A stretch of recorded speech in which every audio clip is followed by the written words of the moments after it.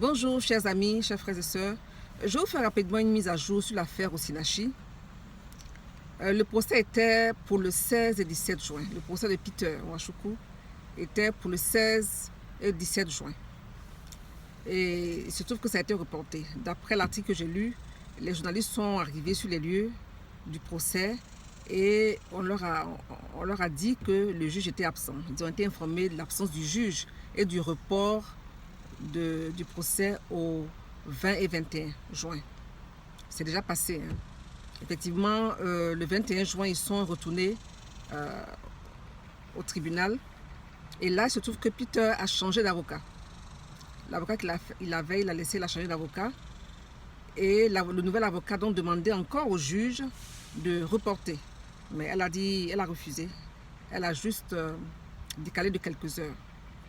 Donc, évidemment, au tribunal, il y avait le côté de Osinachi, c'est-à-dire sa mère, sa soeur jumelle et d'autres membres de sa famille, son petit frère, ainsi que ses enfants. Les enfants d'Osinachi étaient là.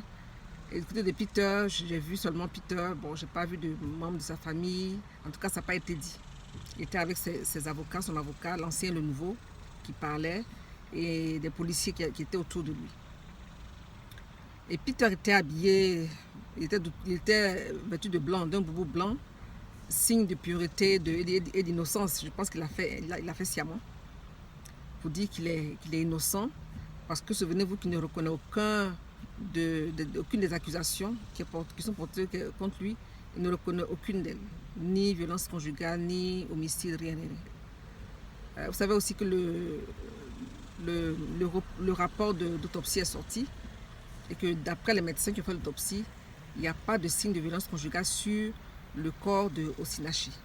Elle serait morte d'un cancer dans les poumons, dans les reins, et avec beaucoup de maladies qu'ils ont citées.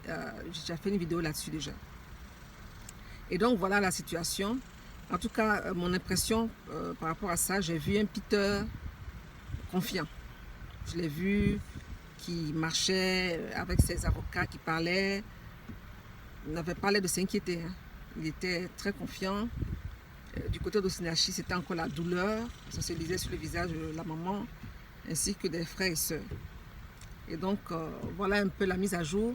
Maintenant, je vais faire un petit commentaire sur les chances de chaque partie. Je pense, selon mon avis, sur les chances de chaque partie. Peter, comme je l'ai dit déjà dans une ancienne vidéo, Peter a des documents avec lui. Il y a l'autopsie qui est en sa faveur et il y a aussi, je suppose en tout cas, un constat de décès qui a été fait le jour même du décès de sa femme. Parce qu'avant que le corps aille à la morgue, il faut un constat de décès. Il faut que le médecin produise un document pour dire que la personne est décédée. Et généralement, il y a aussi une cause de décès. Alors, sur ce document-là, si la cause de décès est mentionnée cancer, donc Peter, ça le couvre. Et ainsi que l'autopsie qui dit qu'il n'y a pas de signe de violence conjugale. Je précise que l'autopsie le dit. Bon, évidemment, il y a des gens qui doutent de l'autopsie. Mais moi, personnellement, je n'en doute pas. Parce que les autorités se sont impliquées là-dedans. Donc, je crois que ça a été fait avec le plus grand sérieux. Et donc, du côté de Osinachi, il y a des témoins. Justement, l'avocat général qui défend la partie publique, la partie d'Osinachi, du moins de ses sœurs, ses parents, a été interrogé. Elle dit qu'ils ont des témoins. Ils ont des témoins. L'avocat de Peter, le nouvel avocat également, n'a pas dit pourquoi ils ont changé d'avocat. Il change d'avocat. Il a dit simplement que l'accusé avait le droit de changer d'avocat. Voilà, donc il a le droit de changer d'avocat. Donc lui, il est le nouvel avocat. Maintenant, qu'est-ce qu'eux, ils ont? Je pense qu'ils ont des documents, comme je l'ai dit. Et le côté d'Osinachi et de ses sœurs, c'est les témoins. Bon, le juge, je ne sais pas. Qu'est-ce qui va prédominer?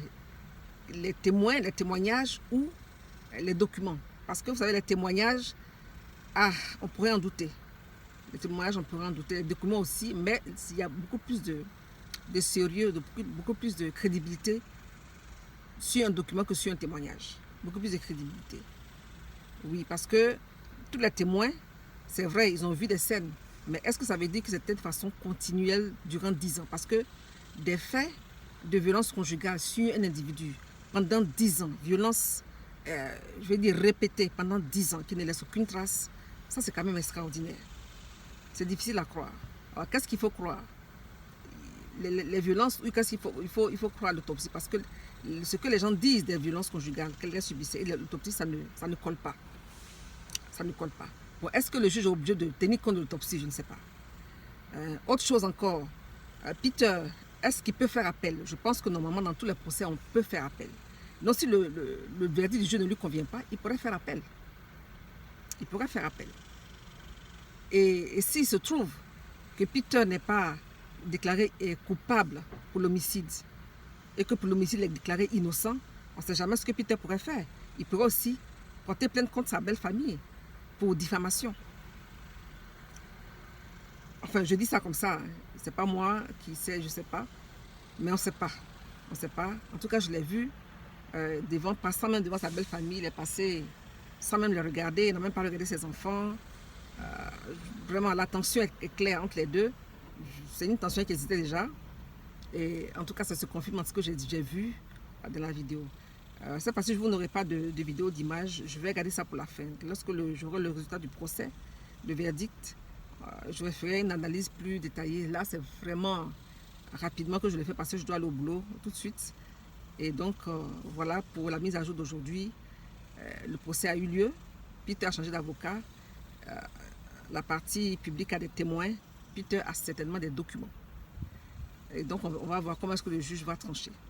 D'accord. Et donc, bonne journée. Et merci encore une fois de me suivre.